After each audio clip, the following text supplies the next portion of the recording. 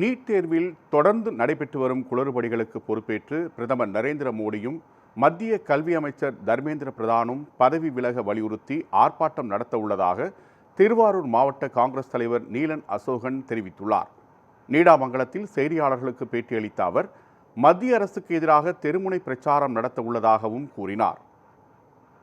இந்த நீட் தேர்வில் பல்வேறு குளறுபடிகள், ஊழல்கள் தொடர்ந்து நடைபெற்று வந்து கொண்டிருக்கின்ற செய்தியை நாம் பார்க்கின்ற போது, என்ன நோக்கத்திற்காக இந்த நீட் தேர்வு அமைக்கப்பட்டதோ, உருவாக்கப்பட்டதோ, அதன் நோக்கமே, அடித்தளமே அசைகின்ற வகையிலே இன்றைய செயல்பாடுகள் அமைந்திருக்கின்றது. நாடு முழுவதும் அனைவருக்கும் சமமான வாய்ப்பை வழங்கும் தேர்வு என்று கூறப்பட்டது. ஆனால் இன்று அது உண்மையில் சமத்துவத்தை உருவாக்குகிறதா அல்லது சமூக மற்றும் பொருளாதார ஏற்றத்தாழ்வுகளை மேலும் ஆழப்படுத்துகிறதா என்ற கேள்வி எழுந்துள்ளது. அந்த வகையிலே இந்த நீட் தேர்வு மிகப்பெரிய பிரச்சனையை கிளப்பியிருக்கின்றது. வேறு ஒரு ஆட்சி செய்திருந்தால் இந்நேரம் பாரதிய ஜனதா கட்சியினர், மோடி உட்பட எல்லோரும் கட்சி பதவியை ராஜினாமா செய்ய வேண்டும் என்ற கோரிக்கையை வைத்திருப்பார்கள்.